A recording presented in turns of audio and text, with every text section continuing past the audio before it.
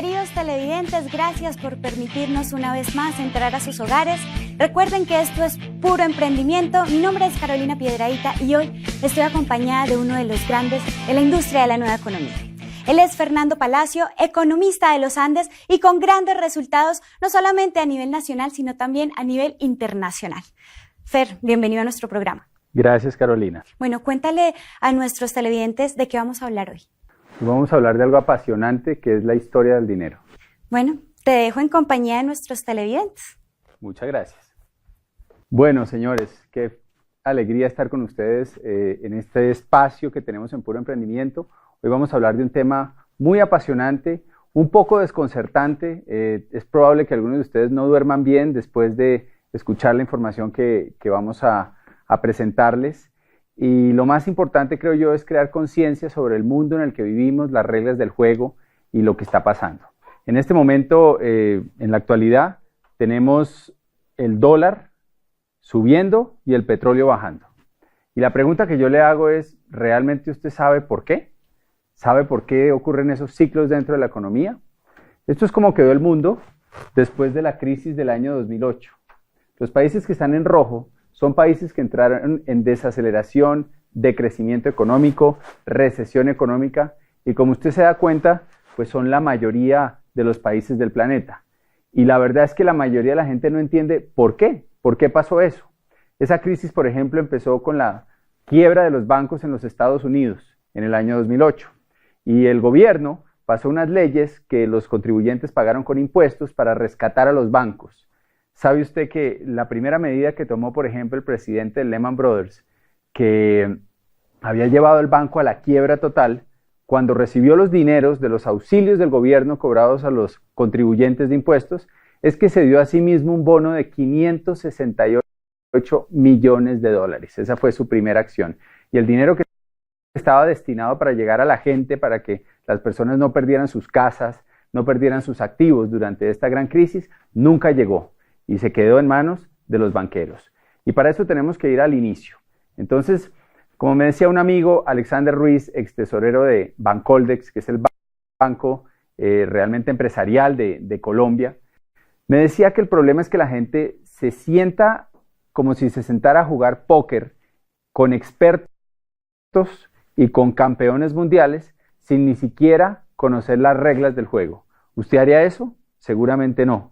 ¿No? Sería tremendamente peligroso, pero como me decía él, eso es exactamente lo que hacemos todos los días cuando salimos a trabajar y cuando depositamos nuestro esfuerzo, generamos ingresos, estamos jugando un juego que es el juego de la economía que ni siquiera entendemos. Entonces vamos a ir al inicio, vamos a ir al principio de donde todo esto arrancó. La historia del dinero comienza con el trueque, realmente. Antes para comprar las cosas que necesitábamos, no existían billetes ni monedas. Entonces la gente producía cosas con la esperanza de poderlas cambiar por los bienes que necesitaba. Eso era sumamente poco cómodo, porque si usted producía sillas y usted quería melones y la persona que hacía melones no quería sus sillas, pues había un problema. Entonces se empezaron a buscar bienes que la gente valorara por igual. La primera moneda que existió, de hecho, fue la sal. La gente valoraba por igual la sal y fue la primera moneda que existió. Y después de eso, después de la sal, pues la otra moneda que encontraron fue los metales preciosos. Y empezaron a acuñar monedas de metal para que tuvieran un peso estándar y fueran fáciles de comerciar entre las personas. Aparecieron en ese entonces en los diferentes pueblos de Europa unos señores que se llamaban los goldsmith. Los goldsmith no eran más que unos simples herreros que se dedicaron a acuñar monedas. No eran gente poderosa, eran gente pobre, o gente humilde, que básicamente fundía metales y los convertía en monedas.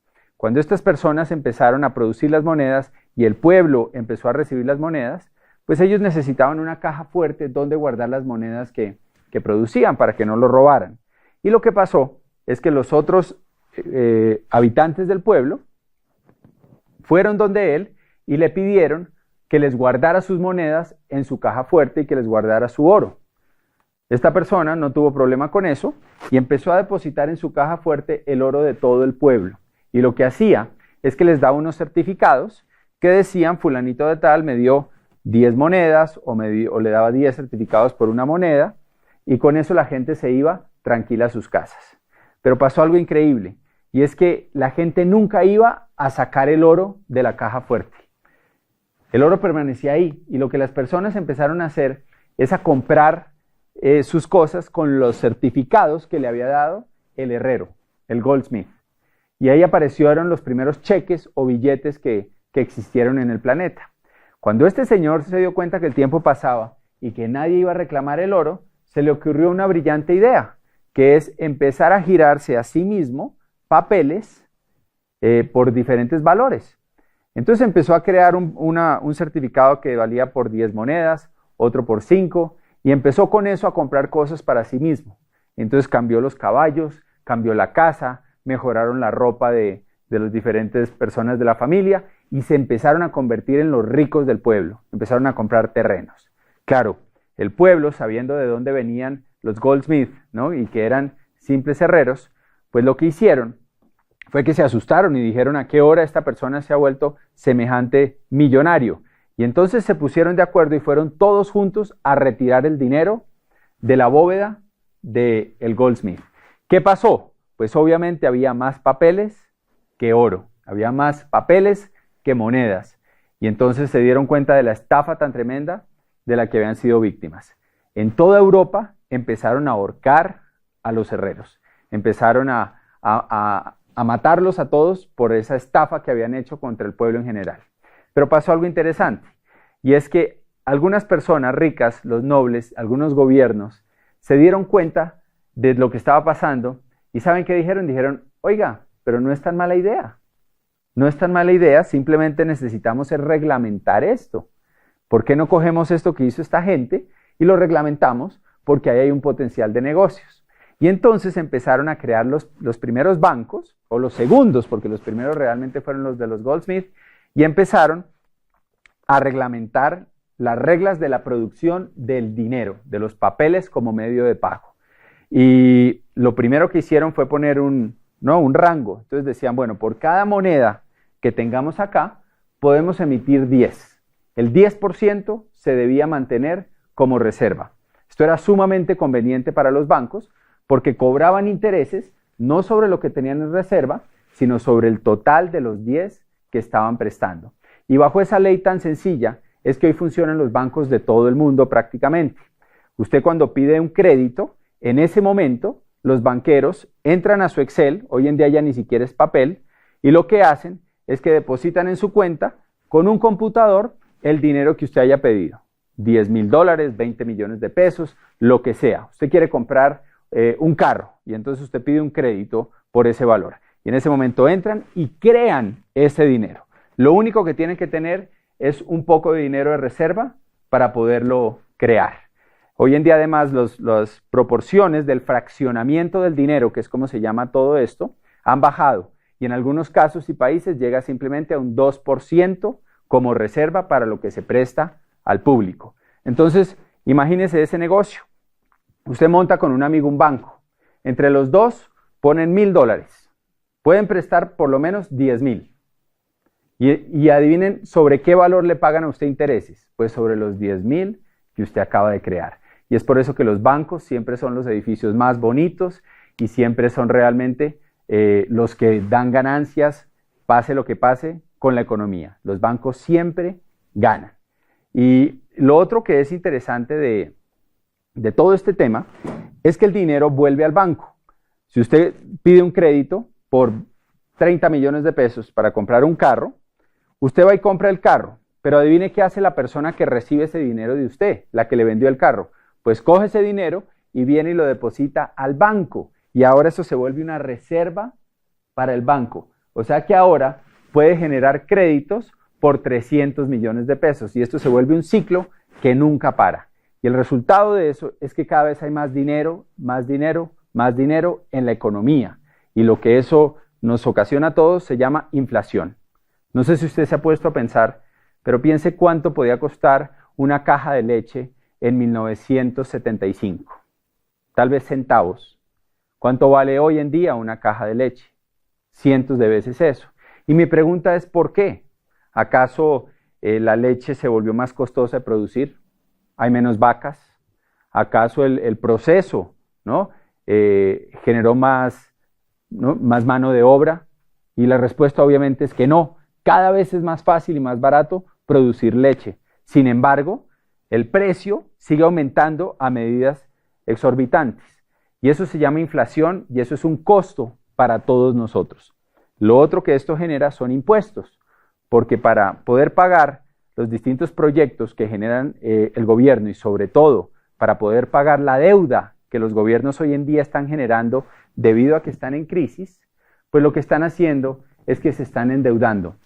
Los gobiernos están pidiendo créditos a los bancos centrales y deben pagar intereses altísimos sobre esos créditos, sobre grandes sumas de dinero, y eso siempre resulta en mayores impuestos para la población. Una persona que tenía una propiedad hace unos años, esa propiedad tenía un valor, vamos a decir que costaba en los años 90, un apartamento podía costar 40 millones de pesos. Ese mismo apartamento hoy puede costar 200 o 250 millones. Y como los impuestos funcionan por tablas, en teoría la gente es más rica y paga más impuestos, porque cada vez tiene más dinero, pero es pura inflación. Realmente lo que tiene es el mismo apartamento, solo que está más viejo que el que tenía en los años 90. Entonces la inflación y los impuestos son algo muy importante y es la forma en que los pueblos realmente se empobrecen en el largo plazo. Este tema de los bancos viene de toda la historia y hay algo que es todavía mucho más crítico, que es cómo fueron creados inicialmente los bancos centrales, que son los que manejan las reservas, que manejan todos los otros bancos, y los que manejan las emisiones de los billetes a nivel mundial. El primer banco central que existió fue en Inglaterra, se llamaba el Bank of England. Le pusieron ese nombre porque querían que el pueblo de Inglaterra pensara que era un banco realmente del pueblo, que era de ellos, que era un banco popular del gobierno. Pero la realidad es que no fue así. Era un banco de algunas pocas familias y era un banco privado. El primer banco central que existió para emitir billetes era un banco totalmente privado. Y lo que pasó es que cuando llegaron los ingleses a Estados Unidos, establecieron exactamente el mismo sistema. Las mismas familias europeas, multimillonarias, dueñas del Banco Central de Inglaterra, montaron o insistieron durante el tiempo en montar el Banco de la Reserva Federal de los Estados Unidos. Y ahí hay algo muy importante para todo el mundo. Nos afecta de una medida gigantesca ese simple hecho. Y se los voy a explicar con un poquito de historia. Anteriormente, como les contaba, los bancos tenían una reserva. Era en algo valioso, el oro, la plata. Con el tiempo, eso cambió. Después de la Segunda Guerra Mundial, necesitaban reconstruir Europa y se creó una reunión que se llamaba el Acuerdo de Bretton Woods, y en este acuerdo los países europeos acordaron eliminar el patrón oro, empezar a producir billetes. Y el acuerdo se basaba en que iban a seguir regidos por el dólar americano, el dólar de los Estados Unidos. ¿Por qué? Porque ese dólar todavía mantenía el patrón oro. Entonces, de cierta forma, seguían ligadas a algo real, a algo valioso. Eso fue un convenio que Estados Unidos aceptó y aceptó volverse la moneda del planeta entero. Por eso hoy todo lo comparamos con dólares.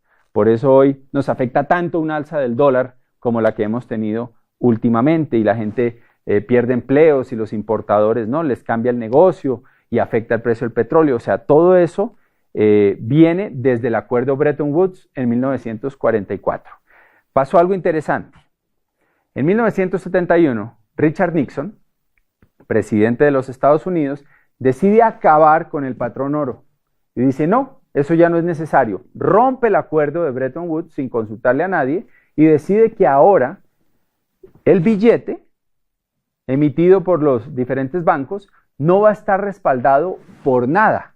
Simplemente va a ser papel, va a ser un pedazo de papel que la gente va a usar para cambiar. Anteriormente, si usted iba al banco con un billete, por ejemplo en Colombia decía pesos oro, pues a usted le daban una suma de oro por el valor de ese billete.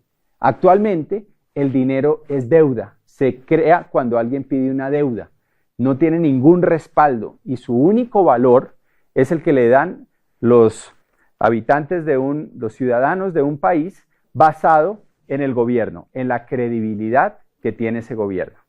Y todo eso es muy importante porque si analizamos el tema, todas las economías del mundo están hoy atadas al dólar.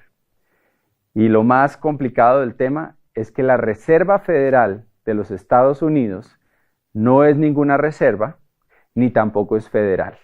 No es del gobierno, es de unas cuantas familias poderosas que manejan la impresión y la creación de los dólares en toda la economía. ¿Cómo le parece eso? Imagínese uno tener el monopolio, el poder absoluto sobre un bien que todo el mundo quiere y que todo el mundo necesita. Y usted ser el único autorizado para producirlo en el mundo entero. No suena muy ético, ¿cierto? O sea, claramente derivará en corrupción. Y es lo que ha pasado. Y al ser ellos los dueños de la moneda, lo que ha pasado a través de la historia es que, bueno, vamos un poquito atrás, desde 1913 se establece la Reserva Federal de los Estados Unidos y desde entonces ellos manejan, imprimen y crean la oferta monetaria. Eso es, cuánto dinero hay en el mercado. Y lo que ha pasado es que las diferentes crisis, como la depresión de 1929, después hubo otra en el 1938, hubo otra en la guerra de Vietnam, hubo otra en la crisis con Irán, hubo otra en los años 90 y la última del 2008, todas se han creado porque la oferta monetaria aumenta, o sea, meten más billetes, bajan la tasa de interés para que todo el mundo pida créditos, aumenta los precios de las propiedades, entonces su apartamento, como usted cree, que ahora vale más porque se valorizó, realmente es inflación, entonces la gente siente que tiene más dinero y pide más créditos. Y bajan la tasa de interés para que se inunde el mercado de dinero. Y lo que pasa es que unos años más tarde recogen esas deudas, dejan de hacer préstamos y suben la tasa de interés. El dato más importante en la economía mes a mes es si la Reserva Federal y quien esté de presidente ahorita anunció que el interés va a subir o va a bajar. Eso es lo que más impacta la economía a nivel global. Un cambio en un punto porcentual de la tasa de interés de la Reserva Federal puede causar que toda la inversión en un país como Colombia se vaya y se vaya a los Estados Unidos porque ahora es más rentable invertir allá. O llegue porque bajó la tasa de interés y ya no es rentable invertir allá y entonces el capital emigra a otros países donde va a rentar más dinero. Entonces, si usted analiza eso y usted se pone a pensar que realmente es una junta directiva de unos pocos los que deciden eso, pues tienen el poder absoluto sobre lo que pasa en la economía. Y las crisis mundiales se han creado porque expanden y recogen la moneda. Entonces, ¿qué sucede? Pues en un momento de expansión, la gente toma créditos, le hace remodelaciones a la casa, compra carros, empieza, ¿no?, a comprar cosas que no necesita, cambia el televisor, cambia electrodomésticos, hace vacaciones, ¿no?, gasta dinero en vacaciones. Y en el momento en que la Fed sube la tasa de interés, recoge dinero, deja de pasar créditos, lo que pasa es que la gente pierde sus casas, entra en unas deudas que no puede pagar, ya no encuentra dinero que le presten y adivine qué pasa con los bancos. Terminan recogiendo por centavos todos esos activos que la gente compró durante el tiempo que tuvieron dinero. Entonces recogen carros, recogen propiedades, la gente, ¿no?, pierde sus casas y unos pocos ricos se hacen más ricos y los pobres se hacen más pobres. Estos son algunos presidentes que a través de la historia entendieron el juego de la Fed y se opusieron a él y tuvieron grandes batallas durante su vida en contra de ellos. El primero fue Andrew Jackson. Andrew Jackson luchó una batalla muy dura contra el poder central y él logró ganar esa batalla y logró que por unos 60 años los Estados Unidos no tuviera un banco central. Cuando le preguntaron en su lecho de muerte cuál había sido su logro más importante en la vida, él dijo, yo maté al banco. Él se enorgullecía profundamente de que le había ganado esa batalla al banco. Tuvo intentos de asesinato, se salvó varias veces de perder la vida y fue alguien pues, que entendió el problema y luchó por él. Y lo paró 60 años, pero esto es un problema recurrente. Y desde que se creó el Bank of England, que aparte piensen algo, ¿no? Bank of England porque querían que pensara el pueblo que era de Inglaterra. Banco de la Reserva Federal porque querían que los americanos pensaran que era federal y que era de los americanos. No sé si les suena a algún banco. ¿Cómo se llama su banco? Donde usted tiene su dinero. ¿Tiene algún nombre así? ¿El banco de algún país? ¿El banco de alguna ciudad? Le aseguro que es privado. Pero crean esa imagen para que tengamos confianza y simplemente les demos nuestro dinero pensando que las reglas que lo rigen son reglas aprobadas por todo. Este es otro presidente que muchos conocen, Abraham Lincoln. Abraham Lincoln ganó la guerra civil porque tomó la decisión de empezar a emitir billetes. Él, y esos billetes, hizo una emisión muy controlada que apenas cubría lo que la gente necesitaba para hacer sus intercambios. No creó ningún negocio, no había intereses altos por crear deuda con esto. Abraham Lincoln fue asesinado y su frase más importante en este tema es que le dimos al pueblo de esta república la mayor bendición que han tenido, la posibilidad de imprimir su propio dinero y de pagar sus propias deudas. Lincoln pensaba esto. Este es otro que muchos no han oído, Jefferson. Jefferson tuvo una batalla a muerte contra los bancos centrales y contra estas familias poderosas europeas que dominaban todo. Y vean lo que él decía. Creo que las instituciones bancarias son más peligrosas para la libertad que los ejércitos en armas. El poder de emitir dinero debe ser retirado de los bancos y regresado al pueblo a quien pertenece. Thomas Jefferson. Y pues que sí todos lo recordamos, John F. Kennedy. John F. Kennedy firmó un decreto que se llamaba la Orden Ejecutiva 1110, en la que volvía a establecer la plata, porque Estados Unidos era rico en plata, aún lo es, como la moneda para quitarle el poder a la Reserva Federal. Era una de las misiones que él tenía y también fue asesinado. Y su frase fue: un día después de que me haya ido, me recordarán y dirán, debimos haber abolido la Reserva Federal. Entonces, si se dan cuenta, esto es algo que es recurrente en la historia, que ha pasado una y otra vez. Tan solo unos años después de la muerte de Kennedy, es que Nixon pasa el decreto en que básicamente eliminan el patrón oro. Entonces, todo esto nos afecta tremendamente. ¿Y qué podemos hacer al respecto, no? ¿Cómo nos podemos defender de todo esto? Pues, señores, lo más importante es que entendamos lo siguiente. Y lo que les voy a decir probablemente es un poco perturbador, pero es importante entenderlo si queremos salir a jugar póker en una economía que está plagada de expertos que quieren su dinero, que se lo quieren quitar de las manos. Y es entender el cuadrante del flujo del dinero. Hay 4 formas de ganar dinero: empleados, autoempleados o self-employed, dueños de negocio o business owners y inversionistas. Las personas que están del lado izquierdo de este cuadrante se pasan toda la vida persiguiendo dinero, cambian su tiempo por dinero. O sea, invierten meses, años, décadas de su vida para que alguien les ponga con un Excel dinero en su cuenta. Se la pasan toda la vida persiguiendo el papel que hoy en día no tiene ningún valor. ¿Se imaginan? Las personas que están del lado derecho del cuadrante entienden algo diferente.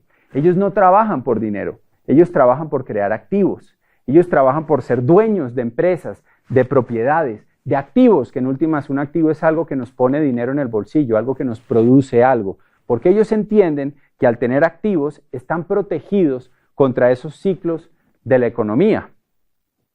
Lo más complicado de todo este tema es que ante un cambio grande en la economía, existe una hiperinflación, ¿no? Que eso es una inflación muy alta, y perdemos nuestra calidad de vida. Pongamos un ejemplo. Hoy en día hablar de esto es fácil porque la gente está viendo la situación de los países vecinos de Sudamérica, lo que pasó en Argentina hace unos años con el cacerolazo famoso en que la gente tenía una moneda que valía igual que al dólar y hoy en día son como 13 pesos argentinos por un dólar, o sea, ha perdido la mayor parte de su valor. Podemos ver lo que ha pasado en Venezuela, que si sumamos la inflación de los últimos 10 a 15 años desde que está este gobierno, pues la inflación alcanza casi un 400%. ¿Y qué quiere decir eso? Pues eso quiere decir que si usted se ganaba 2 millones de bolívares, por poner un ejemplo, o 2.000 bolívares, usted podía tener un estilo de vida que se compraba con 2.000 bolívares. Ahora con una hiperinflación del 400%, pues ahora ese estilo de vida que usted tenía, ¿cuánto cuesta? Cuesta 8.000 bolívares o 8 millones, si lo hacemos con el otro ejemplo. O sea que usted perdió realmente 3/4 partes de su estilo de vida.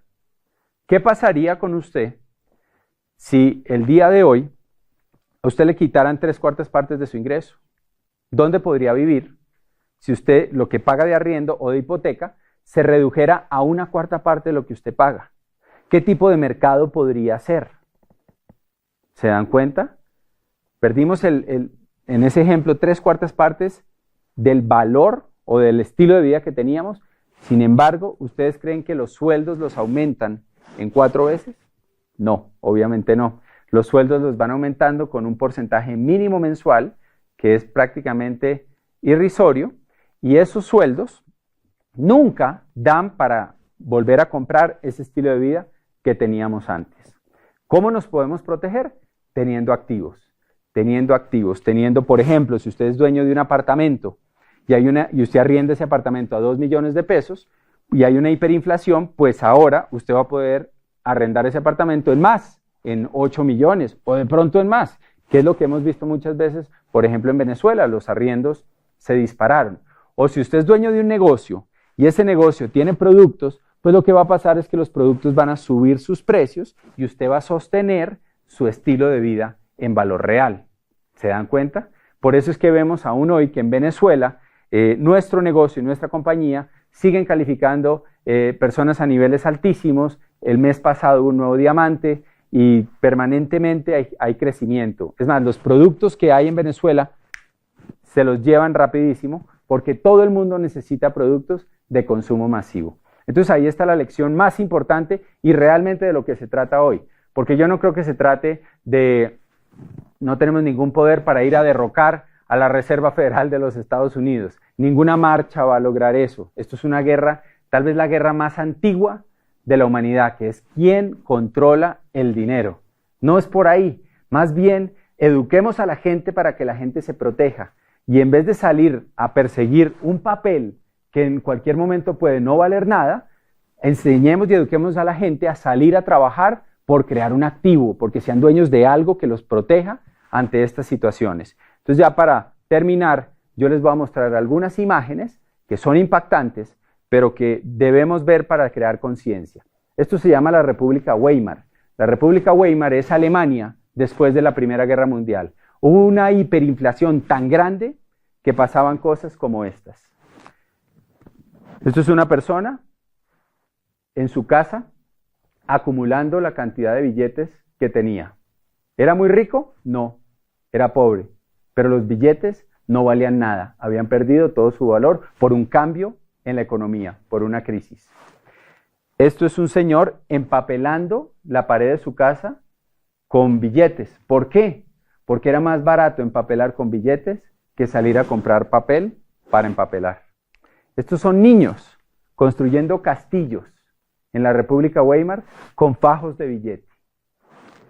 Esto es un señor que iba a hacer mercado.